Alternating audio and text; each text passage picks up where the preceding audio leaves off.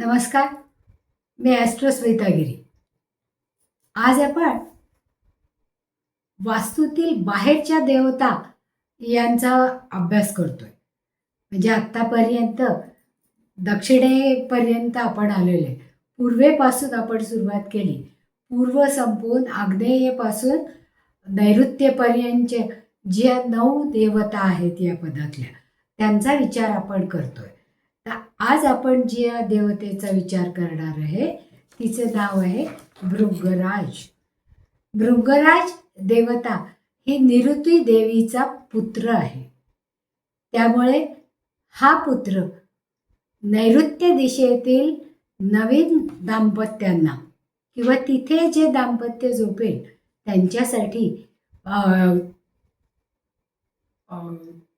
संततीसाठी प्रयत्न करणाऱ्यांना संतती लवकर होते. म्हणून भृंगराज पदाचा अर्थ असा आहे की दुःखाचा क्षय करतं, एखाद्या गोष्टींचा क्षय करतो आणि त्यापासून आपल्याला योग्य काय अयोग्य काय याचा विचार करता येतो. म्हणून भृंगराज हे पद स्वच्छता करणारं, आपल्या शरीरातलं, आपल्या आरोग्याचं, आपल्या घरातलं जे काही टाकाऊ पदार्थ आहेत किंवा त्याज्य पदार्थ आहेत ते सगळे वाहून नेण्याचं कार्य या पदातून होतं.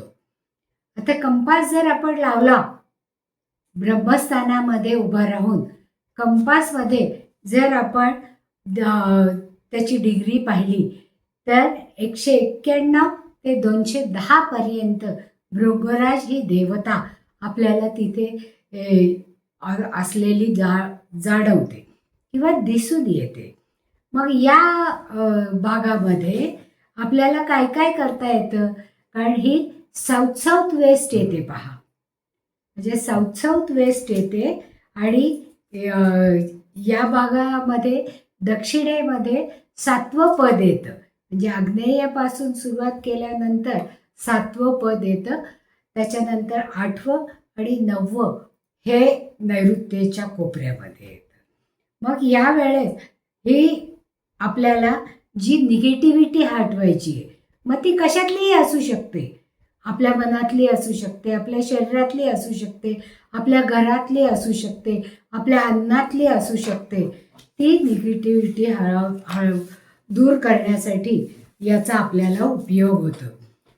आता भृंगराज देवता याचं 7वं जेव्हा पद आहे असं आपण म्हणतो, त्यावेळेस दक्षिणेकडल्या या पदामध्ये दरवाजा कधीही असू नये, कारण याचा रंग हा निळा दाखवलेला आहे. म्हणजे ज्या वेळेस भृंगराज देवता ॲक्टिव्ह नसते त्यावेळेस आपल्या शरीरामध्ये इम्बॅलन्स होतं, स्वच्छतेमध्ये इम्बॅलन्स होतं, घरामध्ये इम्बॅलन्स होतं, जेवणामध्ये इम्बॅलन्स होतं आणि आयुष्यात सतत हानी होत राहते. ज्यावेळेस हेल्थ आणि आरोग्य, त्याचबरोबर हेल्थ आणि आरोग्य जर बिघडलं तर त्याच्यासाठी लागणारा पैसा हा जास्तीत जास्त खर्च होतो आणि तो पैसा जेव्हा एकदा ड्रेन झाला साऊथ वेस्टमधनं, कारण हा टाकाऊ भाग टाकून देणारी देवता आहे, मग तेव्हा तिथे जर अशा प्रकारे आपल्या पैशाचा क्षय झाला तर तो आपल्याला कधीच परत नाही मिळत. कारण हा डिस्पोजल झोन आहे. नातेसंबंधामध्ये सगळ्याच रिलेशन क्षेत्रामध्ये नुकसान होतं जर भृंगराज देवता ॲक्टिव्ह नसेल तर. मग आपल्याला जेव्हा सुरक्षा पाहिजे आहे, जीवनात बॅलन्स पाहिजे आहे, त्यावेळेस आपण भृंगराज देवतेला ॲक्टिव्ह करणं गरजेचं आहे.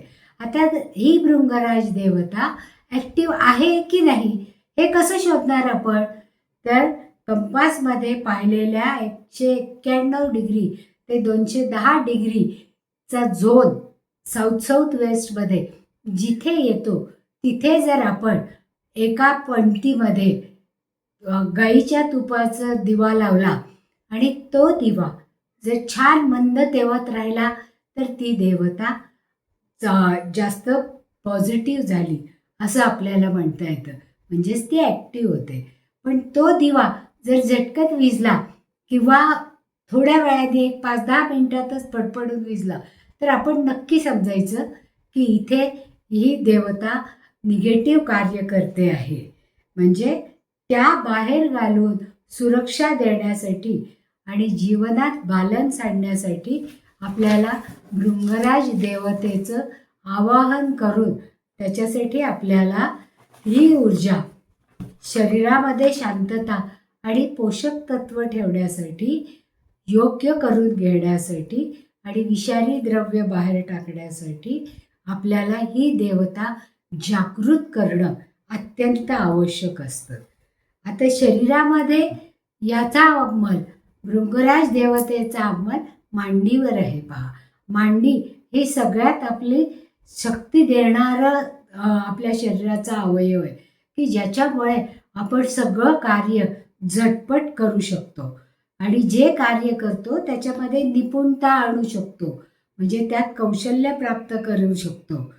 आणि हे अशुभ असतं. म्हणजे काय होतं की इथे जेव्हा डिस्पोजलपेक्षा वेगळं, म्हणजे तिथे जर डायरेक्ट बेडरूम आली तर त्या बेडरूममध्ये राहणाऱ्या लोकांच्या रिलेशनशिपमध्ये अडचणी येणार आहेत, त्यांना आजारपण येणार आहे, त्यांचा पैसा नको त्या ठिकाणी खर्च होणार आहे. म्हणून किंवा इथे जास्त उंच, जास्त जर खड्डा असेल तर त्याचा त्रास होतो. म्हणून ही देवता आपल्याला शुभच असायला पाहिजे, मग ती आपल्याला प्रत्येक क्षेत्रामध्ये सफलता मिळवून देते. आणि जर आपल्याला होम करून त्याच्यासाठी त्याच्या हवनामध्ये गुलाबाची वाळलेली पानं, काळे उडीद आणि डाळीचं पीठ असं जर हवन केलं तर त्याचा उपयोग जास्तीत जास्त प्रमाणात होतो. आणि हा करताना आपण त्या देवतेला प्रसन्न करून घेतो. म्हणून आपण काळ्या उडदाचं नैवेद्य दाखवतो आणि डाळीचं पीठ हे दान देतो की ज्याच्यामुळे भृंगराज देवता ही जास्त शुद्ध होते आणि आपल्याला तिचा जास्तीत जास्त उपयोग आपल्या आयुष्यामध्ये होतो आणि ती आपल्या आयुष्याचं बॅलन्स राखते. आता भृंगराज देवतेच्या संबंधित मंत्र कोणता आहे? ओम क्षाम क्षीम क्षूम क्षैम क्षौम शः हा मंत्र म्हणला तर ही देवता प्रसन्न होते. मग हे 11 वेळा तरी हा मंत्र म्हणणं गरजेचं आहे. पुन्हा एकदा सांगते, ओम क्षाम क्षीम क्षूम क्षैम क्षौम शः. बाराखडीच्या अक्षरांमध्ये आपण ही बाराखडी म्हणतो. पहा, आता जेव्हा हवन करतो तेव्हा आपण हवनासाठी क्षहा नमो देवी सर्व रक्षा रक्षा हुम फट स्वाहा असं म्हणून गुलाबाची पानं त्या हवनामध्ये आहुती म्हणून द्यायची. थोडेसे काळे उडीद तूप लावून हाच मंत्र म्हणून क्षहा नमो देवी सर्व रक्षा रक्षा हुम फट स्वाहा असं म्हणून जर आपण काळे उडीद आणि त्याला लावलेलं तूप हे जर त्या हवनात घातलं तर ही देवता आपल्यावर प्रसन्न होते आणि पॉझिटिव्हिटी तिच्यापासून मिळते आणि हा डिस्पोजल झोन योग्य तऱ्हेने कार्य करू लागतो. कारण इथे सगळ्यात टॉयलेट इष्ट मानलेली आहे. इथे घराचा मुख्य दरवाजा कधीही असू नये की ज्याच्यामुळे इथे जे काही घरात येईल त्याचा विनाशच होईल ना. कारण मुख्य दरवाजातून अपॉर्च्युनिटीज येतात, सौख्य येतं, समाधान येतं. मग हे सगळं आपल्याला टिकवायचं असतं. म्हणून इथे दरवाजा हा अमान्य सांगितलेला आहे. तर अशा पद्धतीने या भृंगराज देवतेला आपण आपल्यासाठी जागृत करू शकतो आणि त्याचा उपयोग आपल्याला होऊ शकतो. धन्यवाद.